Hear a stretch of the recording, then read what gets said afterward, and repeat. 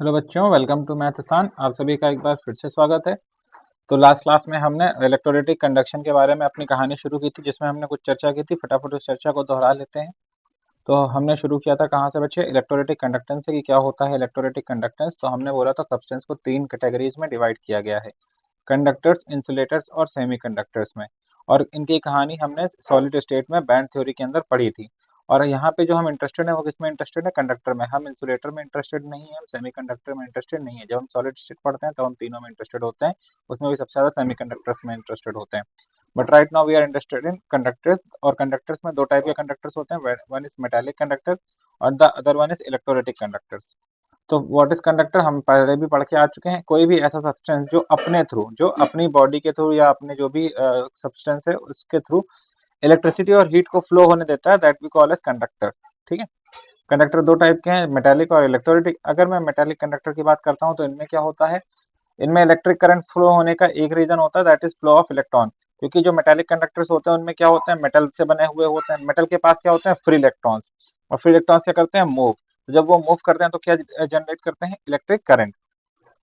क्योंकि इनमें इलेक्ट्रॉन का मूवमेंट होता है, इसी वजह से इसमें कोई भी केमिकल डिकम्पोजिशन नहीं होता है। इसमें कोई भी केमिकल डिकम्पोजिशन नहीं होता है। और इनमें जो रेजिस्टेंस है, ठीक है, वो क्यों क्रिएट होता है? रेजिस्टेंस क्रिएट होने का एक ही रीजन है, जो कर्नल्स होते हैं। जब हमने मॉडल पढ़ा था मेटेलिक सॉलिड्स का, तब वहां पे हमने कर्नल के बारे में जाना था, जैसे इलेक्ट्रॉन्स इन द सी या positive ions in the electron sea. Right. तो वहां पे कर्नल्स का कंसेप्ट हमने समझा था, तो आप वहां से एक बार रिवाइज कर सकते हैं इसको डिटेल में, वहीं पे हमने समझाया हुआ है। And last is resistance. अगर हम रेजिस्टेंस बढ़ा टेम्परेचर इंक्रीज करते हैं तो मेटालिक कंडक्टर का रेजिस्टेंस इंक्रीज हो जाता है। आपने देखा होगा बहुत सारे आपके जो डिवाइसेस हैं या बहुत सारी चीजें हैं, हम कहते हैं ना जब ज्यादा हीट हो गई तो उनको हमें रेस्ट देना पड़ता है। क्यों? क्योंकि उनकी एफिशिएंसी कम हो जाती है। अगर वो ज्यादा हीट हो जाएंगी तो वो रेजिस्टेंस ज्यादा क्रिएट करेंगी, अगर वो ज्यादा हीट हो जाएंगी तो रेजिस्टेंस ज्यादा क्रिएट करेंगी। तो हमको उनको क्या करना पड़ता है? कूल डाउन करना पड़ता है उनकी अच्छी फंक्शनिंग के लिए। That is metallic conductance for you. Then we talk about electrolytic conductors. तो हमने बोला था इनमें इलेक्ट्रिक करंट क्यों फ्लो होता है? क्योंकि इलेक्ट्रोलिटिक जब सेल हमने बनाया था तो हमने देखा था कैटायंस जो है वो कैथोड की तरफ मूव कर रहे थे। कैटायंस जो है वो कैथोड की तरफ मूव कर रहे थे, एनायंस जो है वो एनोड की तरफ मूव कर रहे थे। यानी कि जो इसमें इलेक्ट्रिक करंट का फ्लो होता है, उसके फ्लो होने का एक रीजन होता है, that is flow of ions. Ions की वजह से इसमें इलेक्ट्रिक करंट का मूवमेंट होता है। दूसरा हमने देखा था यहाँ पे कुछ प्रोडक्ट हमें एनोड पे मिल रहे थे, कुछ प्रोडक्ट हमें कैथोड पे मिल रहे थे। यानी कि जो इलेक्ट्रोड्स है वहां पे केमिकल डिकम्पोजिशन हो रहा था, इलेक्ट्रोड्स पे केमिकल डिकम्पोजिशन हो रहा था। और यहाँ पे रेजिस्टेंस के तीन रीजन है। क्योंकि यहाँ पे आप सोल्यूशन में देख रहे हो, सोल्यूशन में दो लोग होते हैं, एक होता है सॉल्यूट और दूसरा होता है सॉल्वेंट। तो जब सॉल्यूट होता है तो सॉल्यूट भी कई प्रकार के होते हैं, तो उनके बीच होने वाली इंटरेक्शन, सॉल्यूट सॉल्यूट के बीच कैसी इंटरेक्शन बेटा? सॉल्यूट सॉल्यूट के बीच अट्रैक्शन फोर्स लगता है बिटवीन द आयंस। ये अट्रैक्शन फोर्स आयंस को मूवमेंट करने से रोकता है। क्योंकि ये अट्रैक्शन फोर्स आयंस को मूवमेंट करने से रोकता है, इसीलिए इलेक्ट्रोलिटिक कंडक्शन पे फर्क पड़ता है। That is why it is also known as resistance. दूसरा है सॉल्यूट। सॉल्यूट तो हो गया, सॉल्यूट के साथ सॉल्वेंट का। सॉल्यूट के साथ सॉल्वेंट का कैसे? पानी जो है वो जो भी सॉल्यूट आपने डाला उसको हाइड्रेट कर देता है। जितना ज्यादा हाइड्रेटेड होगा उसका मूवमेंट उतना ही स्लो होगा, मूवमेंट जितना ही स्लो होगा कंडक्टेंस उतना ही कम होगा। और लास्ट इज सॉल्वेंट। सॉल्वेंट में क्या है? वाटर, दोनों लिक्विड है। तो उनके बीच विस्कोसिटी कैसी है, यानी कि वो जो दो लेयर्स है उनके बीच मूवमेंट कैसा है? क्या वो लेयर्स इजीली मूवेबल है? फ्लूइड ज्यादा अच्छा है या ज्यादा विस्कस है, यानी कि उसमें मूव करना मुश्किल है? अगर इजीली मूवमेंट हो रहा है तो कंडक्शन ज्यादा होगा, मूव करना मुश्किल है तो कंडक्शन कम होगा। यानी कि विस्कोसिटी का रिलेशन इलेक्ट्रोलिक कंडक्शन से इनवर्स रहने वाला है। यानी कि कहने का मतलब है रेजिस्टेंस जो है वो तीन फैक्टर्स पर डिपेंड करता है। लेकिन इलेक्ट्रोलिटिक कंडक्शन में एक अच्छी चीज होती है, जब हम टेम्परेचर बढ़ाते हैं तो जो आयंस है उनके पास जो काइनेटिक एनर्जी होती है वो बढ़ जाती है, जिसकी वजह से वो इन तीनों फैक्टर्स को ओवरकम कर जाते हैं और टेम्परेचर इंक्रीज करने पे उनका रेजिस्टेंस क्या हो जाता है? घट जाता है। रेजिस्टेंस घटने का रीजन है due to increase in kinetic energy. I hope यहाँ तक का रिवीजन आप सभी को समझ आया होगा। तो आज जो हम चर्चा करेंगे उसके आगे की चर्चा शुरू करते हैं। So next we will start with general terms related to electrolytic conduction. और सबसे पहला टर्म जो आता है दैट इज योर रेजिस्टेंस। सबसे पहला टर्म क्या आता है बेटा? रेजिस्टेंस। रेजिस्टेंस से हम भली भांति वाकिफ हैं, दैट इज आर। क्या होता है रेजिस्टेंस बेटा? रेजिस्टेंस बेसिकली जब भी कभी हम, क्योंकि एक चीज ध्यान रखेंगे, हम इलेक्ट्रोलिटिक कंडक्टेंस पढ़ रहे हैं, तो रेजिस्टेंस यहाँ पे क्या हो जाएगा भाई? रेजिस्टेंस का मतलब होता है रोकना, किसी चीज को रोकना। या इलेक्ट्रोलिटिक में कौन मूव कर रहा है? आयंस मूव कर रहे हैं। कौन मूव कर रहा है? आयंस। तो हमें आयंस को रोकना है, यानी कि आयंस क्या करते हैं? आयंस फ्लो करते हैं। आयंस क्या करते हैं? फ्लो करते हैं, मूव करते हैं। हमें इन आयंस के फ्लो को, मूवमेंट को रोकना है। तो जो इसको रोकेगा that will be known as resistance. तो we will write obstacle We will write obstacle provided in the flow of ions. Obstacle provided in the flow of ions. अब ये क्यूमुलेटिव होगा। क्यूमुलेटिव होने का मतलब क्या है?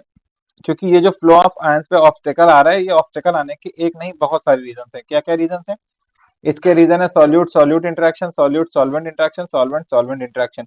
यहाँ पे अट्रैक्शन फोर्स वर्क करती है, यहाँ पे आपका हाइड्रेशन वर्क कर रहा होता है, और यहाँ पे आपका विस्कोसिटी वर्क कर रही होती है। तो इनके कंबाइन इफेक्ट से जो रेजिस्टेंस जनरेट होता है, that is known as obstacle provided in the flow of ion, that is we call resistance. Unit, अगर कोई भी यूनिट कभी भी चेंज नहीं होती, जो फिजिकल क्वांटिटी की यूनिट है, तो यहाँ पे भी यूनिट चेंज नहीं होगी, that will be ohm. Okay, got it. Then second concept is conductance.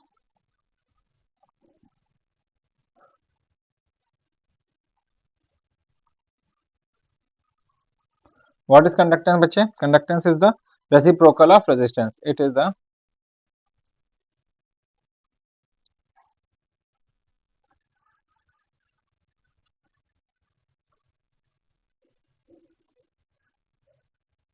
Reciprocal of resistance. Resistance का क्या होता है बेटा? रेसिप्रोकल होता है।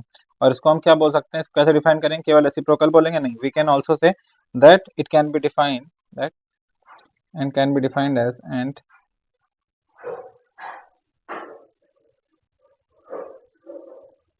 it can be defined as easiness with which ions move. Easiness with which ions move, यानी कि जितनी easily ions move कर सकते हैं, that is your conductance. Okay, so conductance is reciprocal of resistance, so I can write C is equal to 1 divided by R. ठीक है, और इसकी unit C is 1 divided by R, and if we talk about unit, so unit will be MHO, mho. ठीक है, resistance का उल्टा ये OHM होता है बेटा, इसको MHO लिखते हैं, mho। और कहीं कहीं पे अभी बता दे रहा हूँ, ठीक है, it is also as ohm inverse. ठीक है, क्या लिखा जाता है? Ohm inverse. और कहीं कहीं पे आपको क्या लिखा मिलेगा? ऐसे। ठीक है, तो इन यूनिट्स को पहचान लेंगे, ध्यान रखेंगे। ठीक है बच्चे, आगे चलते हैं। कंडक्टेंस की यूनिट हो गई। थर्ड, कंडक्टेंस के बाद जो अगली चीज आती है बेटा, दैट इज स्पेसिफिक रेजिस्टेंस। अगली यूनिट क्या आती है बेटा? Specific resistance. तो दो हो गए, third is your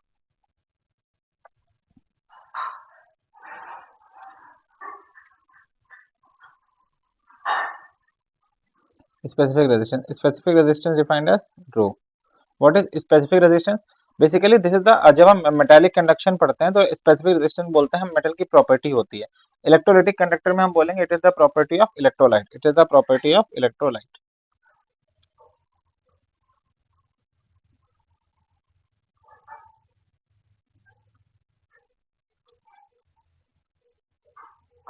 it is the property of electrolyte. Okay, so R का फॉर्मूला तो हम सभी जानते हैं।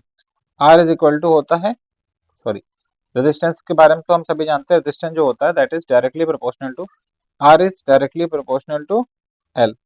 जो रेजिस्टेंस होता है that is inversely proportional to area. L is the length of the conductor, A is the area of the conductor. और अगर हम ये डायरेक्टली प्रोपोर्शनल का साइन हटाएंगे, इन दोनों को कंबाइन करते हैं, तो R becomes directly proportional to L by A. और अगर हम डायरेक्टली प्रोपोर्शनल हटाएंगे तो R will become rho L by A. This rho is the specific resistance. This rho is the specific resistance. ठीक है, तो अब क्योंकि मैंने आपके लिए फॉर्मूला बना दिया, तो रो का फॉर्मूला क्या बन जाएगा बेटा? यहाँ से अगर मुझे रो का फॉर्मूला निकालना हो, so I can write rho is equal to R A by L. I can write rho is equal to R A by L.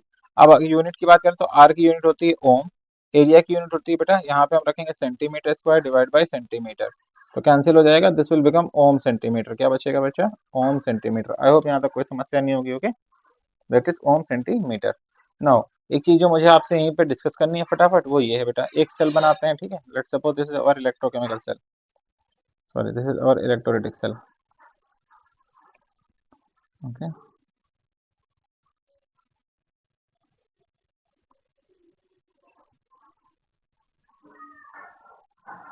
So this is our electrolytic cell. इसमें एक इलेक्ट्रोड ये है, दोनों electrode एक ही compartment में fitted होते हैं, है ना, हम सभी को पता है। एक इलेक्ट्रोड ये है, ठीक है बच्चे, और डुप्लीकेट कर लेते हैं, दूसरा इलेक्ट्रोड ये है। ये दो इलेक्ट्रोड हो गए। ठीक है बच्चा, इस डायग्राम को थोड़ा और बड़ा करना पड़ेगा। हाँ,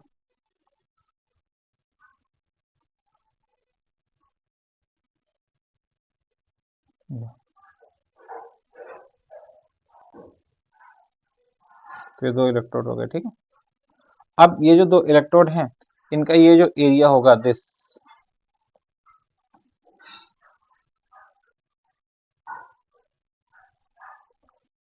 एरिया ए, इनका एरिया ए होगा, इनका एरिया भी क्या होगा बेटा, ए होगा, इनका एरिया क्या होगा, ए, ठीक है।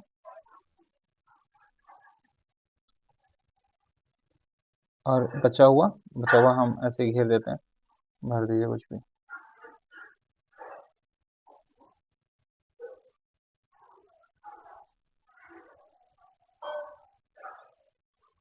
ठीक है।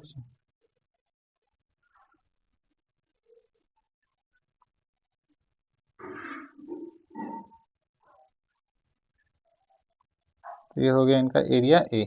अब इनका एरिया ये है, और इनके बीच की जो डिस्टेंस होती है बेटा, ये जो इनके बीच की डिस्टेंस होती है,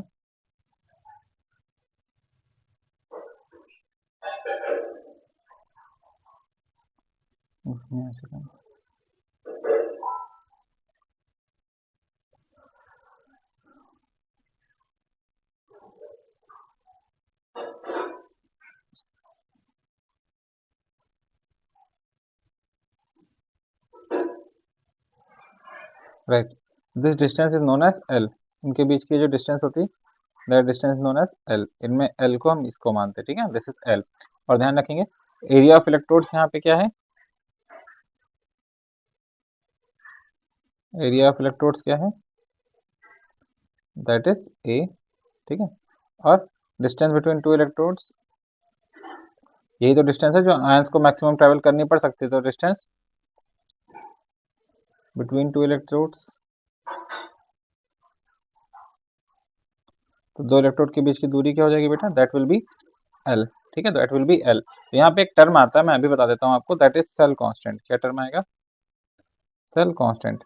सेल कांस्टेंट क्या होता है, it is the ratio of distance between 2 electrode to the area of the electrode. क्या लिखेंगे, दैट इज, नहीं ऐसे नहीं लिखा तो है ही है, right. So we can define cell constant as it is the ratio of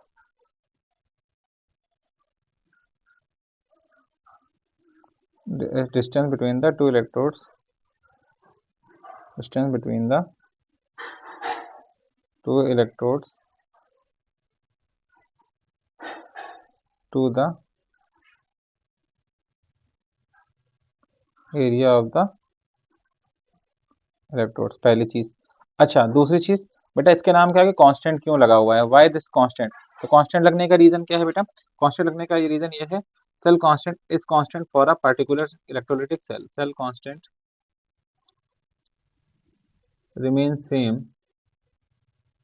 remains same for a particular electrolytic cell, for a particular electrolytic cell. तो अगर कोई पर्टिकुलर इलेक्ट्रोलाइटिक सेल है, उसके लिए सेल कांस्टेंट की वैल्यू क्या रहेगी, same. क्यों सेम रहेगी, लेट सपोज जैसे हम आपने कभी रेंट पे गाड़ी ली होगी, या रेंट पे हम कभी गाड़ी लेते हैं, तो हम देखते हैं वो जो गाड़ी का स्ट्रक्चर है वो कभी भी चेंज नहीं होता, उसके अंदर बैठने वाले लोग चेंज होते रहते हैं, ठीक है सर। गवर्नमेंट जो भी व्हीकल्स हैं या कोई भी चीज़ है बेटा, उसके अंदर का स्ट्रक्चर चेंज नहीं होता, ठीक है। उसके अंदर के जो पैसेंजर्स होते हैं, जो चीज़ें होती है वो चेंज हो जाती है। घर में आपका रखा हुआ डब्बा, जिसमें कभी आप चीनी रखते हो, कभी चाय पत्ती रखते हो, डब्बे का स्ट्रक्चर चेंज नहीं होता है, चीनी चाय पत्ती चेंज हो जाती है। स्ट्रक्चर चेंज ना होने का मतलब, मेरा सीधा सा मतलब है डायमेंशन। ये मैंने एक इलेक्ट्रोलाइटिक सेल बना दिया है, ये ऐसा नहीं कि इलेक्ट्रोड यहाँ, these electrodes are connected with the battery, ये किससे कनेक्टेड होंगे, किसी बैटरी से। अब ये लेंथ ऑफ वायर चेंज नहीं होने वाली, लेंथ ऑफ वायर सेम रहेगी, बेसिकली बैटरी के थ्रू ही ये इतना लंबा आ रहा है, तो बैटरी के अंदर के टर्मिनल चेंज नहीं होने वाले, इलेक्ट्रोड्स की डिस्टेंस बीच में चेंज नहीं होने वाली। तो अगर हमने एक इलेक्ट्रोलाइटिक सेल ले लिया है, तो उसके अंदर ये जो दोनों इलेक्ट्रोड्स के बीच की डिस्टेंस है, जो कि किससे है, एल, और दोनों इलेक्ट्रोड का जो एरिया है, ए, ये दोनों चीजें कभी भी चेंज नहीं होने वाली हैं। अगर मैंने सेल ले लिया है, अगर मैंने एक इलेक्ट्रोलाइटिक सेल ले लिया है, तो बेटा उसके अंदर ये चीजें फिक्स होके आती हैं। हमारा काम क्या होता है, जैसे मिक्सी के अंदर मिक्सी और ग्राइंडर सब कुछ फिक्स होके आता है, उनके बीच के डिस्टेंस, उनका रिवॉल्यूशन टाइम कुछ भी चेंज नहीं हो सकता है, ठीक है। आप उसमें डालने वाली सब्जी चेंज कर सकते हो। वैसे बेटा इसके अंदर जो हम इलेक्ट्रोलाइट भरेंगे वो चेंज हो सकता है, बट बाकी चीजें चेंज नहीं हो सकती। तो जब क्वेश्चन में आपको एक बार सेल कांस्टेंट निकाल लिया, तो उस पूरे क्वेश्चन के लिए सेल कांस्टेंट की वैल्यू चेंज नहीं होगी, उस पूरे क्वेश्चन के लिए सेल कांस्टेंट की वैल्यू चेंज नहीं होगी। जब क्वेश्चन चेंज हो जाएगा तो सेल कांस्टेंट भी क्या हो जाएगा, चेंज हो जाएगा, क्योंकि जैसे डब्बा बदल लिया, गाड़ी बदल ली, वैसी चीजें भी बदल गई। बट जब तक एक ही चीज है तो उसके अंदर अगर 10 लोग भी जा रहे हैं तो 10 लोगों के 10 इलेक्ट्रोलाइट भी जा रहे हैं, तो 10 इलेक्ट्रोलाइट की कंसेंट्रेशन चेंज हो सकती है, उस सेल के लिए सेल कांस्टेंट की वैल्यू क्या रहेगी, सेम। समझ आता है? तो इसमें अगर हम CuSO4 भरें, फिर निकाल दें, फिर हम HNO3 भरें, फिर हम निकाल दें, फिर AgNO3 भरें, फिर हम निकाल दें, फिर हम NaCl का एक्वा सोल्यूशन भरें, फिर निकाल दें, फिर ZnSO4 का एक्वा सोल्यूशन भरें, फिर निकाल दें, फिर FeCl3 का एक्वा सोल्यूशन भरें, फिर निकाल दें, फिर HBr भर दें, निकाल दें, चाहे जो भी हम इसमें डाल दें, जब तक एक ही इलेक्ट्रोलाइटिक सेल है उसके लिए सेल कांस्टेंट क्या रहने वाला है, सेम रहने वाला है। ठीक है बेटा, अगर मैं इस पर जोर दे रहा हूँ तो जाहिर सी बात है कुछ ज्यादा इंपॉर्टेंट होगा, इसीलिए मैं इसको इतना फोकस करके बता रहा हूँ। ठीक है, नाउ अब लेट सपोज अगर दोनों का एरिया डिफरेंट हो जाए तो उस केस में हमें कॉमन डिफरेंस लेना पड़ता है। ठीक है, छोड़ो आगे चलते हैं। तो स्पेसिफिक रेजिस्टेंस हो गया, नेक्स्ट इज स्पेसिफिक कंडक्टेंस और conductivity. Next is specific conductance और we call it as conductivity, that is very important. Conductivity is very important. So what is conductivity? जैसे रेजिस्टेंस का उल्टा होता है कंडक्टेंस, रेजिस्टेंस का उल्टा क्या होता है, रेसिप्रोकल क्या होता है बेटा, कंडक्टेंस। वैसे स्पेसिफिक कंडक्टेंस या कंडक्टिविटी किसका उल्टा होती है, स्पेसिफिक रेजिस्टेंस या रेजिस्टिविटी का। तो it is the reciprocal of, it is the reciprocal of specific resistance या resistivity. It is a reciprocal of specific resistance or resistivity. It can be defined as the, ठीक है नीचे लिख रहा हूँ, it can be defined as the,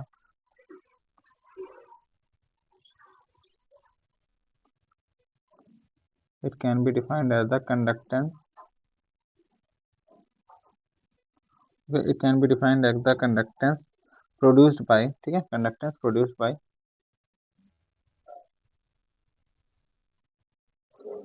by all the ions, it can be defined as the conductance produced by all the ions present in 1 ml of solution,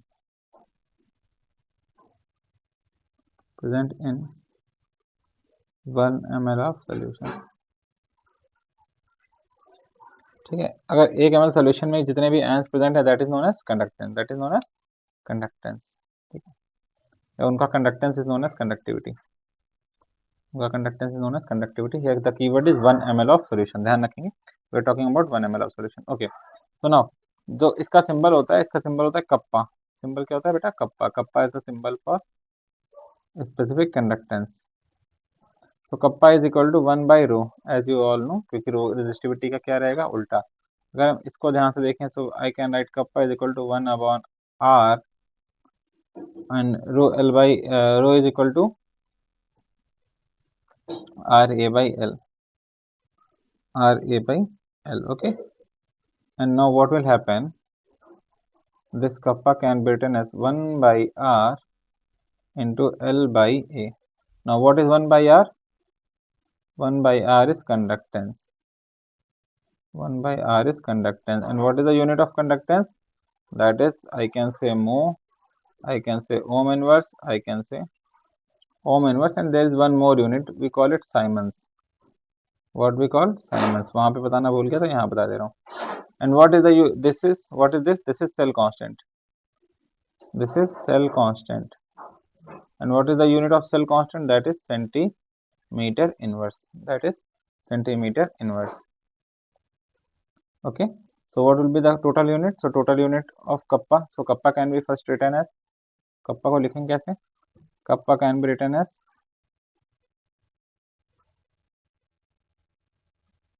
conductance into, ठीक है, cell constant. Kappa can be written as conductance into cell constant. This is kappa for you. ठीक है, and what about unit, kappa की unit क्या होने वाली है? तो if you talk about unit, तो कप्पा की यूनिट होने वाली है, अब देखो चाहे तो मैं यहाँ से लिखता हूँ ओम इनवर्स सेंटीमीटर इनवर्स, पहली यूनिट ओम इनवर्स सेंटीमीटर इनवर्स, दूसरी यूनिट ऐसे लिख सकते हैं ओम इनवर्स सेंटीमीटर यूनिट। तीसरी लिख सकते हैं MHO सेंटीमीटर इनवर्स, और चौथी यूनिट हो जाएगी साइमन सेंटीमीटर इनवर्स। चौथी यूनिट क्या हो जाएगी बेटा? Siemens centimetre inverse. I hope यहाँ तक आपको समझ आता होगा, ठीक है। So kappa, okay. Now next is बच्चे molar conductivity. Okay, next is molar conductivity. अच्छा, कप्पा को, हाँ ठीक है, उस फॉर्म में रखते हैं, ठीक है।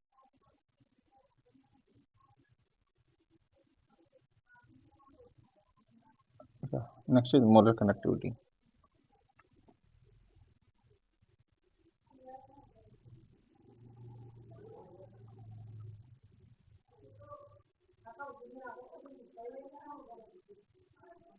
तो अगर मुझे मोलर कंडक्टिविटी डिफाइन करनी हो तो मैं क्या करूंगा, मैं ना हेल्प लूंगा किसकी? Specific conductivity.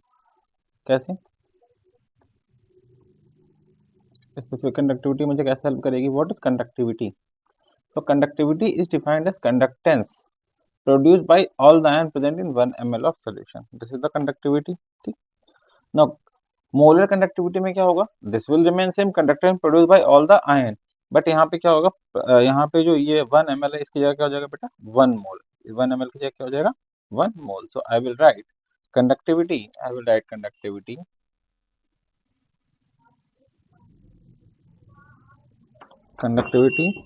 produced by, can be defined as conductivity produced by all the ions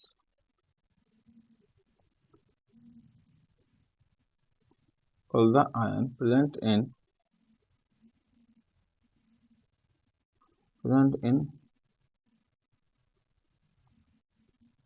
1 mole of the electrolyte, 1 mole solution of electrolyte here present in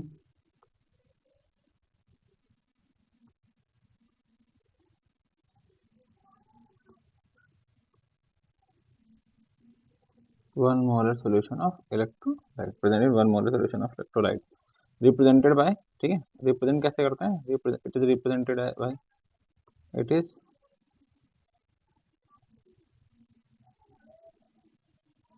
represented as, कैसे रिप्रेजेंट करते हैं बेटा? लैम्डा, इस तरीके से ना। What do you mean by 1 molar solution बच्चे? तो अगर मैं बात करूं 1 मोलर सॉल्यूशन की, तो 1 molar solution simply means that 1 mole of electrolyte is present in 1 mole of electrolyte is present in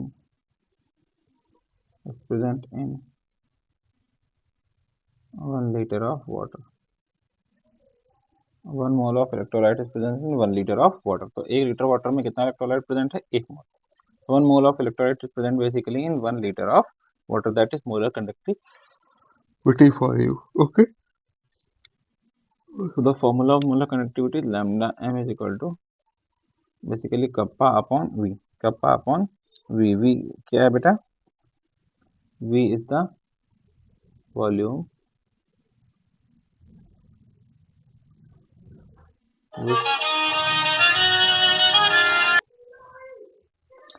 which contains 1 mole of an electrolyte.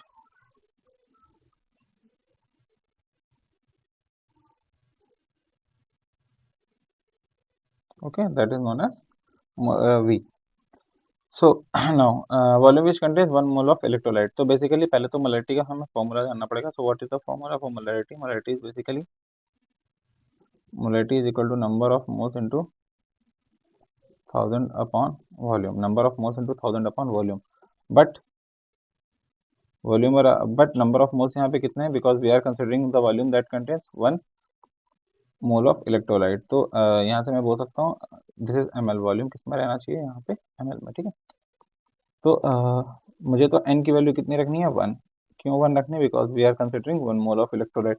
जब n की वैल्यू 1 रखेंगे सो वी सब्सटीट्यूट, तो m is equal to 1000 upon v in ml, और I can say v is equal to 1000 upon m, ये 1000 ml में होगा। And if we replace it here तो lambda m is equal to kappa into 1000 upon m. That will be the formula for molarity. That will be the formula for molarity. ठीक है.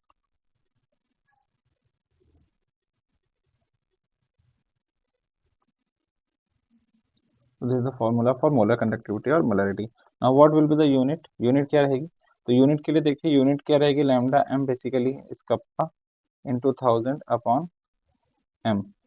तो कप्पा की unit हम सभी को पता है कौन सी है, Simon centimetre inverse. This is the unit for kappa. ठीक है, यहाँ पे दो यूनिट होंगी, एक कप्पा की होगी और एक बाई 1/m की होगी. m की यूनिट होती है मोलैरिटी, तो इस विल बी मोल इनवर्स. तो unit will become siemens centimetre inverse mole inverse. This is the unit number 1. ठीक है, Simon centimetre inverse mole inverse. Second unit क्या हो सकती है बेटा? सेकंड यूनिट हो सकती है, आप कप्पा की यूनिट क्या लें, ohm centimeter, ohm inverse centimetre inverse, और ये तो रहेगा mole inverse. Then the unit will become ohm inverse centimetre inverse and mole inverse. ऐसा भी हो सकता है आप चाहें तो कप्पा की यूनिट कौन सी ले रहे हैं, एमएचओ, एमएचओ सेंटीमीटर इनवर्स, और then the unit will become mho centimetre inverse and mole inverse. तो डिपेंड कर रहा है आप कौन सी यूनिट ले रहे हैं, उसी हिसाब से बन जाएगा फॉर्मूला. समझ आ रहा है? उसी हिसाब से क्या बन जाएगा बेटा, फॉर्मूला बन जाएगा. ठीक है. अच्छा, so this was all about the molar conductivity. After molar conductivity we have next thing is equivalent conductivity. molar conductivity के बाद हमारा अगला क्या है बच्चे, equivalent conductivity. So equivalent conductivity, जैसे मोलर कंडक्टिविटी का फॉर्मूला था, same will be the formula for equivalent conductivity.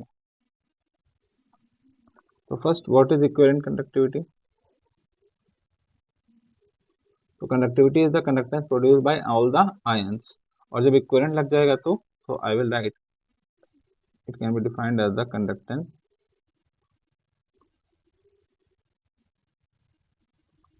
produced by all the ions present in, it will be the conductor present all the ions present in one equivalent of an electrolyte, one equivalent of an electrolytic solution, one equivalent of an electrolytic solution. Now this is the definition denoted by the symbol. Okay, पहले तो समझ लेते हैं. So it is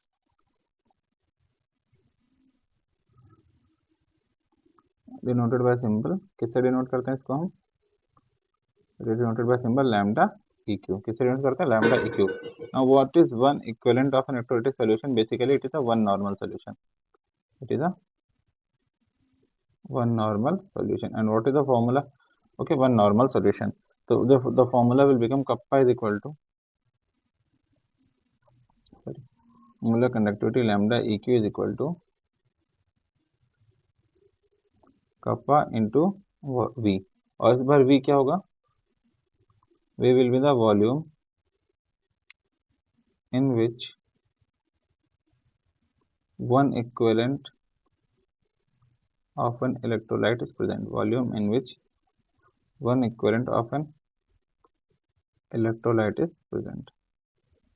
Now what is the formula for one equivalent या one normal solution? तो normality is given by weight upon, sorry, normality is given by number of equivalents into 1000 divided by volume, that is your v, but this volume will be in ml. Now क्योंकि हमने one equivalent of an electrolyte माना है तो N equivalent value कितनी हो जाएगी बेटा? 1.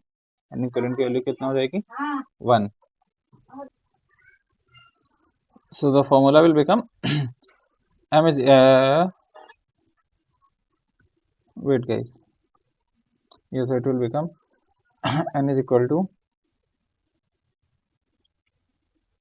1000 upon v in ml. So basically v will become 1000 upon n, and we will use this formula to put the value. So lambda equivalent will become kappa into 1000 divided by n.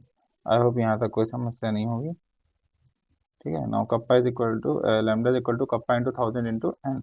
So if we talk about units, if we talk about units, तो कप्पा की units तो हमें पता है, और normality की unit होती है equivalent inverse. So first unit can be, so let me write equal to kappa into 1000 divided by n. So the unit will be the combination of kappa and 1 by n. तो कप्पा की unit होती है बेटा siemens centimetre inverse, and 1 by N की unit होती है equivalent inverse. So the combined unit will become siemens centimetre inverse. So kappa की यूनिट होती है ओम इनवर्स सेंटीमीटर इनवर्स, और इसकी यूनिट होती है equivalent inverse. So the combined unit will become ohm inverse centimetre inverse and equivalent inverse. ठीक है, I hope the unit are sufficient, more than sufficient. Okay, now next is, so this is done with the unit. Okay, now next is bache, after unit we will do relation between lambda equivalent and lambda normal. Okay, so next is relation between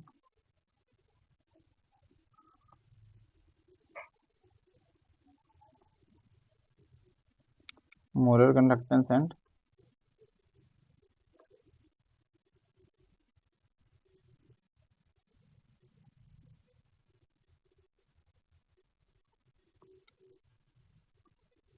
equivalent conductance. So what is the relation between molar conductance and equivalent conductance? So let's start. So first lambda m का formula हमारे पास kappa into 1000 divided by m, and what is the formula of lambda equivalent? That is kappa into 1000 divided by n. Let us assume this was the equation number first and this is the equation number second. So what we will do, divide second by first, divide second by first. So when we will divide second by first, so we will get lambda equivalent divided by lambda molar. When we divide lambda equivalent, so it will be kappa into 1000 divided by n, and this will be kappa into 1000 divided by m. So kappa into 1000 will get cancelled. So lambda equivalent upon lambda m, this will be equal to m by n, where m is the molarity. Now what is the relation between molarity and normality? It is m by n. M is the molarity of the solution and n is the normality. So what is the relation between m by n? So I am telling you normality is equal to molarity into n factor. जैसे number of equivalent is equal to moles into n factor आता है बेटा, same वही normality is also equal to molarity into n factor. ठीक है, ये equation याद रखेंगे, अभी सॉल्यूशन चैप्टर में आती है। अब आई थिंक सॉल्यूशन मैंने आपको नहीं पढ़ाया है, दैट इज द रीजन शायद ये चीज़ें आपको नहीं पता होंगी, बट मैं एक्सपेक्ट कर रहा हूँ, ठीक है, आपको पता होगा ये चीज़। ओके, या so the formula will become lambda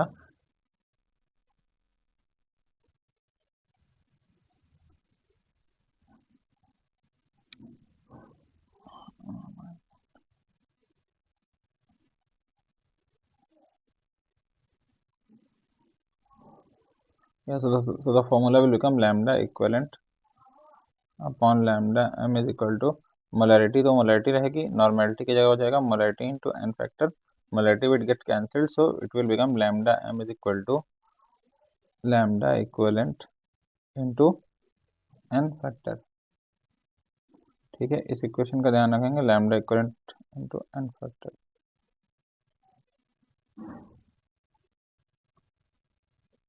got it? So this is the relation between molar conductance and equivalent conductance. I hope यहाँ तक कोई समस्या नहीं होगी। Now next question is how do we measure. हमने यहाँ पे तीन बातें की। हमने क्या क्या बातें की? हमने कहा कि there is a conductivity of any solution, फिर कंडक्टिविटी को दो बेसिस पे डिफाइन किया, कौन कौन सा? ठीक है, कंडक्टिविटी वाज कप्पा बेसिकली, फिर कप्पा को दो बेस पे डिफाइन किया, वन वाज मोलर कंडक्टिविटी। ठीक है, यहाँ पे हमने क्या बोला, molar conductivity denoted by the symbol lambda M, और lambda M was equal to kappa into 1000 upon concentration molarity. Then the second one was normal conductivity or okay.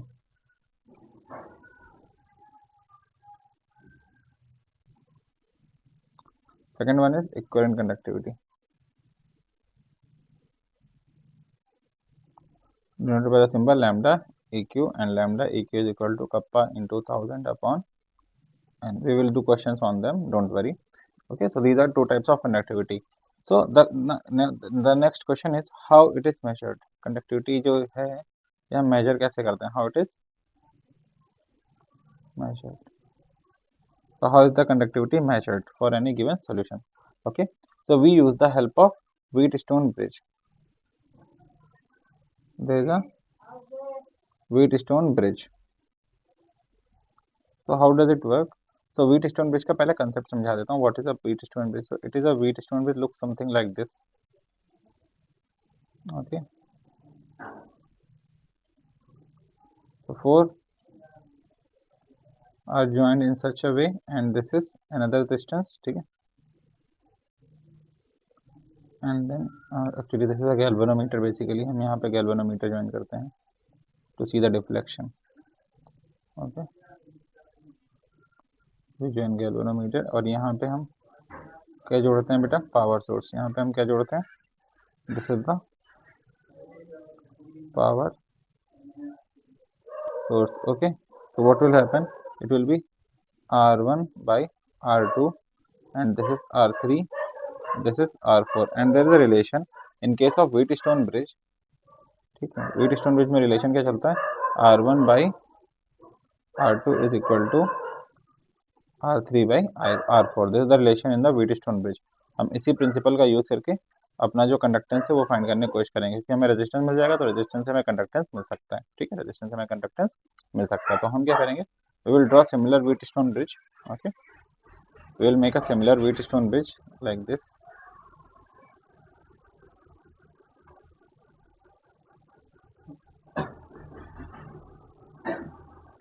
And here we यहाँ पे जो रेजिस्टेंस है उसके लिए हम थोड़ा सा, ठीक है, this is galvanometer and this is the power source. This is the power source. अब यहाँ पे जो हमने जगह छोड़ी है इसको हम कनेक्ट करेंगे अपने कंडक्टिविटी सेल से. इसको किससे कनेक्ट करेंगे, कंडक्टिविटी सेल से. So let's suppose we are connecting with the conductivity cells. तो कैसे पहले तो कंडक्टिविटी सेल बनाएंगे. तो let's suppose we are making a conductivity cell over here. Okay, so let's suppose this is a conductivity cell. Okay, so this is one and this is other.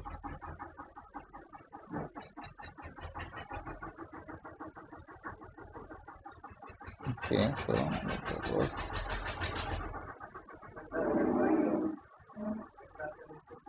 okay.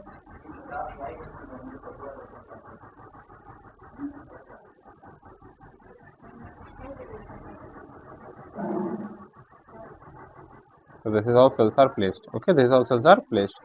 So next what will happen, it will be like this.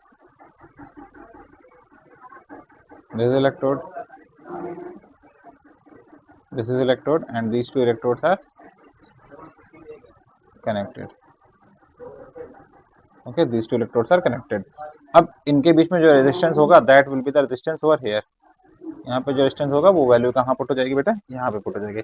That will be our, let's suppose this is अपन R1, this is R2, that will become our R3, and this will be our R4. Okay, so now this is, ये कैसा source है, this is AC source.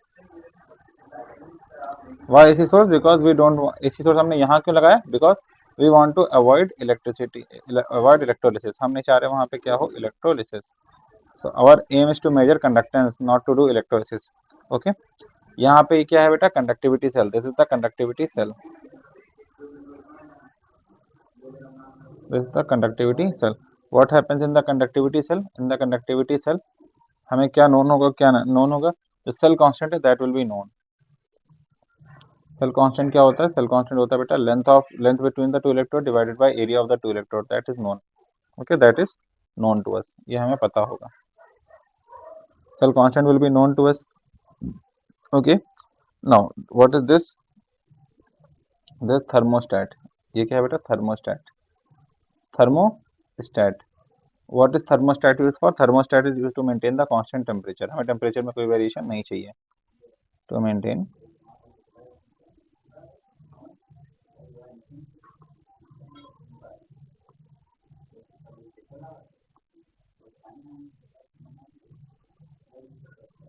to maintain constant temperature. Okay, and what about this conductivity?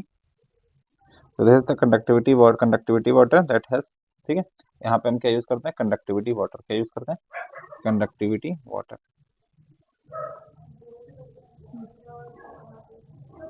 So we use conductivity water. What happens in the conductivity water?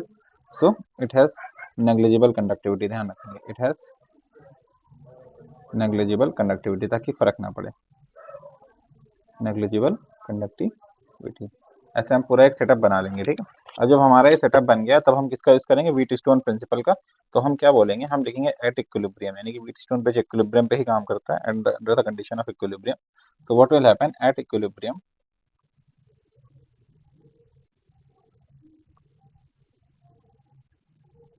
so what will happen at equilibrium, we know r1 upon r2 that will be equal to r3 upon r4, that will be equal to r3 upon r4, ठीक है. So this r3, my r3, this will be equal to, or I can say this r3 is equal to r1 into r4 divided by r2, r1 into r4 divided by r2. और जो हमारा conductance होगा, conductance कहाँ से आ रहा है, इसी की वजह से, तो conductance will be 1 by r3, conductance will be 1 by r3. और कंडक्टिविटी कितनी हो जाएगी, कप्पा, कप्पा होता है 1 upon r होता है, kappa will be 1 by r3 into cell constant, 1 by r3 into cell constant. Cell constant हमें नोन होगा और r की वैल्यू हम क्या कर सकते हैं बेटा, फाइंड कर सकते हैं, r की वैल्यू क्या कर सकते हैं, फाइंड कर सकते हैं. समझ आ रहा है बच्चे. So this is how we measure the conductivity. Sir हमें कैसे ना होता कंसेप्ट, इतना सवाल करने की जरूरत है. We have to do all this at equilibrium. हमें ये कब करना है, इक्विलिब्रियम पे. जब इक्विलिब्रियम आएगा तो हमें कैसे पता चलेगा, with the help of galvanometer. Galvanometer में कोई डिफ्लेक्शन नहीं शो होगा, तभी हम यहाँ पे जो रेजिस्टेंस की वैल्यू है उस, तभी हम ये फॉर्मूला ही अप्लाई कर सकते हैं.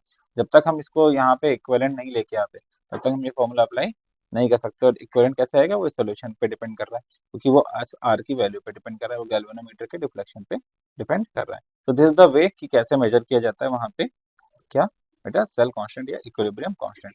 तो this was the measurement of equilibrium, sorry measurement of cell conductivity, measurement of electrostatic conductivity. Next is variation of conductance.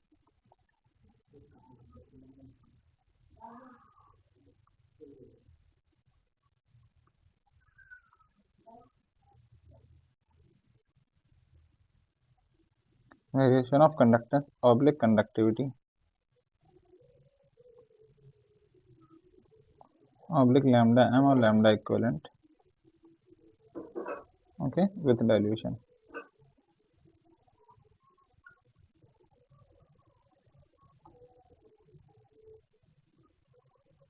ये वेरिएशन कैसे देखने को मिलेगा बच्चे. तो कंडक्टेंस या कंडक्टिविटी लैम्डा एम या lambda equivalent with dilution, how do we change this variation, ठीक है. तो ये जो कहानी हमारी है, since it is a very long topic, so I don't want to take it in the this class, okay. Otherwise ये टॉपिक बीच में आधा छूटेगा, बीच में आधा रह जाएगा. So we will start from the next class. Till then take care, goodbye, thank you.